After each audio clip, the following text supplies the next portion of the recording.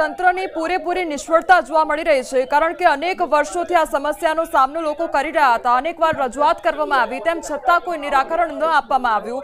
અને જ્યારે કોઈ વ્યક્તિ પોતાના ઘરેથી કામ અર્થે બહાર જાય છે, પુલ પરથી પસાર થાય છે, બ્રિજ પરથી પસાર થાય છે, ત્યારે તેને શું ખબર હતી કે આ રસ્તા પરથી પસાર થશે અને એનો જીવ જતો રહેશે, અને એ પણ માત્ર ને માત્ર તંત્રના પાપે. હાર્દિક,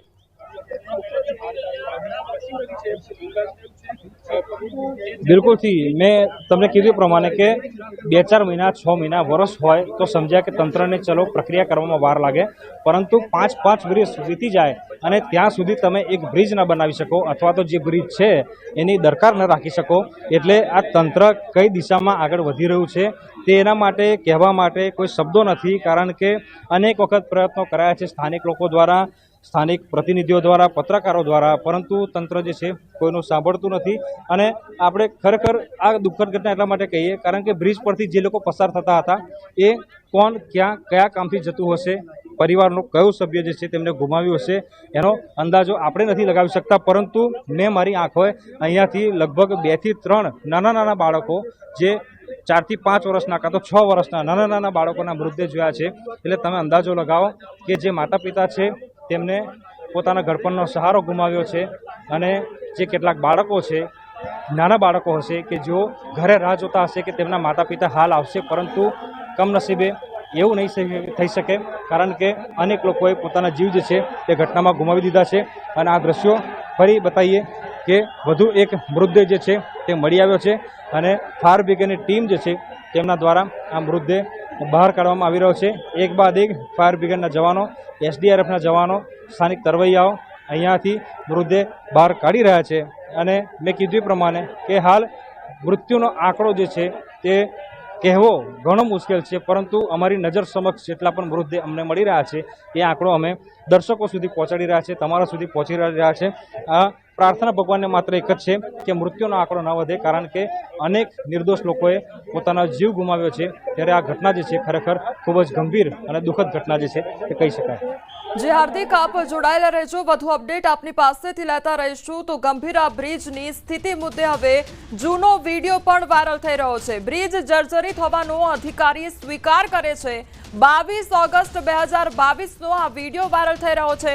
સ્થાનિક લખન દરબારની અધિકારી સાથે વાતચીતનો આ વિડીયો હોવાનું સામે આવ્યું છે. તો આ સ્વીકારવામાં આવી રહ્યો છે કે બ્રિજ જર્જરિત છે, અને બ્રિજ જર્જરિત હોવાનો અધિકારી દ્વારા સ્વીકાર કરવામાં આવ્યો છે, અને તે અંગેનો વિડીયો વાયરલ થયો છે. તેમના દ્વારા શું કહેવામાં આવ્યું છે, સૌથી પહેલા તે સાંભળીએ. સાહેબ, કેટલા દિવસથી હું તમને ફોન કરું છું, પેલા મુજપુર ગંભીરા જે બ્રિજ છે એ બાબતની વાત કરવા માટે, રજૂઆત કરવા માટે અમારા એક મિત્ર જિલ્લા પંચાયતના સદસ્ય હર્ષદસિંહ પરમારે પણ આપણે લેખિત રજૂઆતો પણ કરી છે, અને એ બાબતે આપને રજૂઆત કરવા માટે કેટલા દિવસથી ફોન કરું છું, પણ આપ ફોન ઉઠાવતા નથી.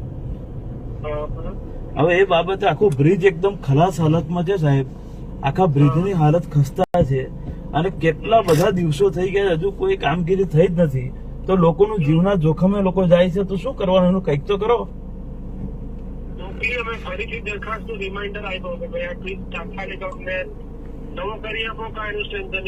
કોને તમે મોકલ્યું, કોને મોકલ્યું તમે? અરે પણ સાહેબ આવું ના હોય. તમે હે અને અમારે ડિઝાઇનમાંથી ઓપ્ટિક ડિઝાઇનની ટીમને બોલાવી છે. એકવાર તો આપણે કન્સલ્ટન્ટનું સર્વે કરાવી લીધું. હા, તેને સજેશન જે આપ્યા એ પ્રમાણેથી કે અમને લાગતું નથી કે આ પ્રમાણેથી લાગુ થશે, એટલે ફરીથી અમારી જે ડિઝાઇન સેલ છે ને તેને આપણે બોલાવીએ છીએ. તમે તાત્કાલિક આની વિઝિટ કરી અને આ ચાલે કે કેમ એનો અમને સર્વે કરી આપો. ચાલે એવું તો લાગતું નથી સાહેબ, કદાચ મને એવું લાગે છે કે રિપોર્ટ આપણે એવું આપણાથી સ્ટેટમેન્ટ ના લેવા, આપણને લાગે જ છે. આપણને તો લાગે જ છે કે હવે નહીં કાઢી શકે સમય. હા, પણ એવું પેપર પર જોઈએ, એટલે આપણે ડિઝાઇન વાળાને. પણ સાહેબ કેટલા બધા દિવસોથી આવ્યું હોય તો કઈક એનો બીજો રસ્તો કાઢો. આટલા બધા દિવસ આપણે રાહ થોડી જોયા કરવાની. કયા ડિપાર્ટમેન્ટ? ગુજરાત ગવર્મેન્ટમાં પણ ફોન કર્યો. હે અરે બંધ ના કરશો, પણ તમે કઈક ને કઈક એ લોકોને એવી રજૂઆત કરો કે આ તો અર્જન્ટ બેસિસ પર કરવું પડે. આમાં થોડી રાહ દેખ્યા કરે. હા, હવે પાછા પેલા મંત્રી બદલાઈ ગયા તો પાછી તમારી પ્રોસેસ લાંબી થઈ જશે. મારે અકસ્માત થાય તો બહુ મોટો અકસ્માત થઈ શકે. પણ મોટો સાહેબ, હું તમને વિનંતી કરું છું ને, તમે ફોન ઉઠાવતા નથી. આવું થોડી હોય, અમારે સામાજિક માણસોને તો ફોન ઉઠાવવા પડે ને. હા, પણ તમે એ તો એવું કઈ જરૂર ના હોય. કોઈ વાર આમ તેમ હોય તો ફોન ના અરે મેં તમને 10 થી 15 ફોન કર્યા છે. કેટલા દિવસોથી પેલા જિલ્લા પંચાયત સદસ્ય ફોન કરે છે. હમણાં વાત ચાલે છે કે તમે એ વસ્તુ ઓફિસેથી આપી શકતા હોય. તમારે રજૂઆત હોય કાગળથી બી આપી એ તો શકો. કાગળથી આપેલી જ છે પેલા જિલ્લા સદસ્ય. હા, તો એમાં એનું એક્શન લીધા છે. હવે મોકલ્યું છે. આ તો કેટલા દિવસ થશે? આમ આવતા કેટલા દિવસ થશે કે પછી બધું? ના કહેવાય, એ તો ગાંધીનગરથી તો આવે. તમે કયો હોદ્દો? તમારો હોદ્દો કોઈ જવાબદાર હોદ્દો જ નહીં. શું? તમારો હોદ્દો જવાબદાર હોદ્દો તો છે ને વડોદરા જિલ્લામાં. જવાબદાર ખરો ને, પણ એ ડિઝાઇન ટીમને બોલાય છે. ડિઝાઇન ટીમને આપણે તાત્કાલિક બોલાય છે. પણ સાહેબ, ડિઝાઇન ટીમ ક્યારે આવશે, શું કરશે, કઈ ને કોઈ તો લિમિટ હોય કે નહીં એની? એમ પણ એટલે એ હું અત્યારે ગાંધીનગર જ આવું છું. એમને મળીને એમની પાસે ટેન્ટેટિવ પીરિયડ માંગી લઉં. સાહેબ, તમે કરો છો, હું તમને ચોખ્ખું કહું છું. જો તમે નહીં કરો તો અમે એ બ્રિજ પર ઉપવાસ આંદોલન પર બેસી જઈશું. બરાબર? ના, હું હમણાં ગાંધીનગર નહીં તો ભાઈ તમારો ઓફિસ આવીને ઉપવાસ આંદોલન પર બેસી જઈશું. મારું નામ લખ્યું તો લખન દરબાર નામ છે મારું. ઓકે. બરાબર? લખન દરબાર. હવે સાહેબ, કેટલા દિવસથી હું તમને ફોન કરું છું. પેલા મુજપુર ગંભીરા જે બ્રિજ, તો આ વિડીયોમાં સ્પષ્ટપણે સંભળાઈ રહ્યું છે કે જે અધિકારી છે તેમના દ્વારા સ્વીકારવામાં આવી રહ્યું છે કે આ બ્રિજ લાંબો સમય સુધી ચાલે તેમ નથી, પરંતુ આપણે તે વસ્તુ નક્કી ન કરી શકીએ. બધી જ વસ્તુ કાગળ પર જોઈએ તે પ્રકારની વાત કરવામાં આવી છે.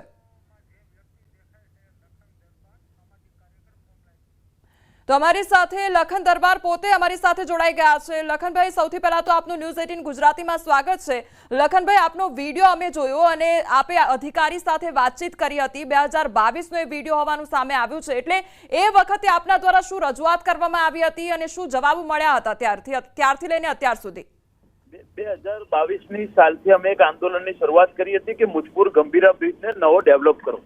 એ દરમિયાન અમે જે તે સમયે 22મી તારીખ ઓગસ્ટનો મહિનો 2022ની સાલ, જ્યારે મિસ્ત્રી સાહેબ હતા આરએનબી વિભાગના અધિકારી, એમને ટેલિફોનિક પણ રજૂઆત કરી હતી, લેખિત પણ રજૂઆત કરી હતી, તેમજ પોતે મિસ્ત્રી સાહેબે પોતે સ્વીકાર કર્યો હતો કે આ બ્રિજ હવે ચાલી શકે એવી પરિસ્થિતિમાં નથી.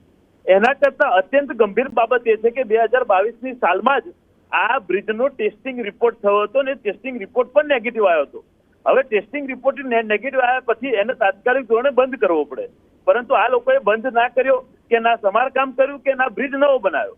આ લોકોએ બ્રિજ ચાલુ ને ચાલુ રાખ્યો અધ્ધરતાલ, જેના કારણે આજે સવારે ખૂબ જ મોટી દુર્ઘટના બની છે અને લોકોએ જીવ ગુમાવવા પડ્યા છે. પરંતુ મુખ્ય બાબત એ થાય છે કે 2022ની સાલમાં રજૂઆતો અનેકો રજૂઆત કરી છે. અમારા મુખ્ય મુજપુર જિલ્લા સદસ્ય હર્ષદસિંહ પરમારે પણ લેખિતમાં રજૂઆત કરી હતી. તેમજ વિચારાજી બાબત એ છે કે કલેક્ટર સાહેબે જે તે સમયે ડાયરેક્શન આપ્યું હતું આરએનબી વિભાગને કે આ બ્રિજને તમે તાત્કાલિક ધોરણે યોગ્ય યથાર્થ પરિસ્થિતિમાં લાવો, છતાંય આ આરએનબી વિભાગે ઊંઘ ઉડાવી નહીં.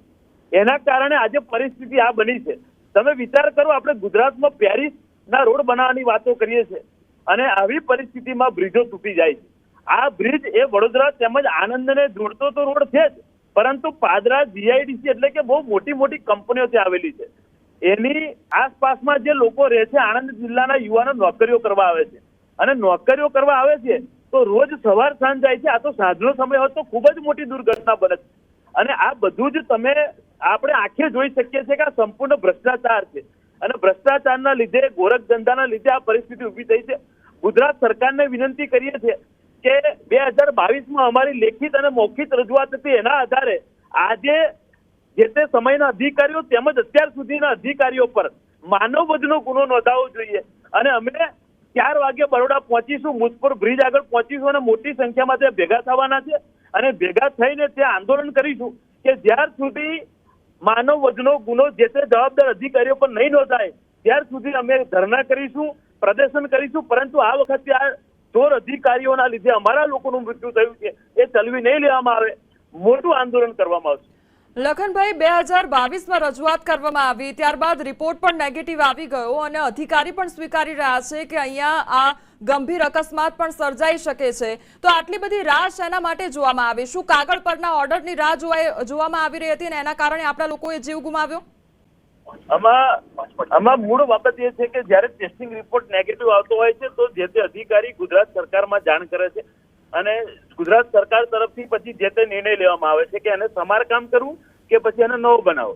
પરંતુ આપને એટલું ચોક્કસ કહું છું કે જે તે સમયે અમે ગઈકાલે પણ એ બ્રિજ પર અમે હતા, ગઈકાલે પણ હતા બેન અમે તે બ્રિજ પર, અને ગઈકાલે પણ અમે વાત કરી હતી કે આ તૂટી જશે બ્રિજ, હજુ કશું કરો, પરંતુ અને આજે સવારે ઘટના બની. હવે વિચારવાની બાબત એ છે કે આ જે પોર્શન જે તૂટ્યો છે ને બ્રિજનો, એ પોર્શન એટલો જર્જરિત હતો કે એની બ્રિજની કનેક્ટિવિટી જે આવે પિલરોની, એ કનેક્ટિવિટી આખી તૂટી ગઈ હતી, અને એ કનેક્ટિવિટી તૂટી એના કારણે આખો બ્રિજ હદથી વધારે વાઇબ્રેટ થતો હતો, અને એ વાઇબ્રેશન એટલું ભયંકર હતું કે એ વાઇબ્રેશનના લીધે આ બ્રિજ અત્યારે તૂટ્યો છે, અને આ વાઇબ્રેશન 3 વર્ષ પહેલાથી આવતું હતું. હવે તમે વિચાર કરો કે 3 વર્ષ સુધી તો પિલરોએ તાકાત કરીને જોડી રાખ્યો, પરંતુ એક હદ પૂરી થઈ એટલે આ બ્રિજ તૂટ્યો છે. સરકાર જવાબદાર છે, આરએનબી વિભાગના તંત્રી આપણે જે અધિકારીઓ છે એ જવાબદાર છે, પરંતુ હવે મુખ્ય બાબત એ છે કે આમાં જવાબદારી લેશે કોણ? આમાં ભોગવવું તો લોકોને પડ્યું, પરંતુ હવે કોણ જવાબદારી લેશે? સ્થાનિક નેતાઓ લેશે, સ્થાનિક ધારાસભ્ય લેશે, કે પછી સ્થાનિક અધિકારીઓ લેશે, કે સરકાર લેશે? મુખ્ય બાબત એ છે કે હવે જવાબદારી લેવી પડશે, નહીં તો હવે જનતા પરેશાન છે, મજબૂત આંદોલન કરશે. લખનસિંહ, આ તો સારી બાબત એ છે કે વહેલી સવારનો સમયગાળો હતો એટલે ક્યાંક આંકડો હજુ એટલો મોટો નથી આવ્યો, પરંતુ દિવસભર જ્યારે ટ્રાફિક સૌથી વધારે રહેતો હોય છે ત્યારે જો આ પ્રકારની દુર્ઘટના સર્જાઈ હોત તો ખૂબ મોટો આંકડો હોત. આપે આંદોલન કરવાની વાત કરી છે અને આંદોલનની ચીમકી ઉચ્ચારી છે, પણ શું એનું પરિણામ પણ આપણને જોવા મળશે? કારણ કે આપણે દર વખતે આ જ પ્રકારની પરિસ્થિતિ જોતા આવ્યા છે. જો બેન, આમાં કેવું છે કે ગુજરાત રાજ્યમાં ઝૂલતા પુલની ઘટના બને કે પછી ગેમ ઝોનની ઘટના બને તો બધા ગેમ ઝોન બંધ કરાવી દેવાના. એવી રીતે આ બ્રિજ તૂટ્યો છે તો હવે બધા બ્રિજ પર ઇન્સ્પેક્શન ચાલુ થઈ જશે. તો પહેલા કેમ નથી કરી શકતા? લોકો મરી જાય એની રાહ કેમ જોવે છે અધિકારીઓ? આજે કોઈ મરી ગયું, કોઈનો પરિવારનો મોભી જતો રહ્યો, અને પછી તમે જાગૃત થાવ એનો મતલબ નહીં. અને બીજી વાત, તમે વિચાર તો કરો કે જ્યારે આનો ટેસ્ટિંગ રિપોર્ટ નેગેટિવ આવતો હોય અને આ બ્રિજ જર્જરિત હાલતમાં હોય, અને આ બ્રિજ તો જીઆઈડીસી ને જોડતો રોડ છે બેન, તમે જેવી રીતે કીધું એવી રીતે કે સવારની ઘટના છે. આ ઘટના માતાજી ના કરે જો સાંજે.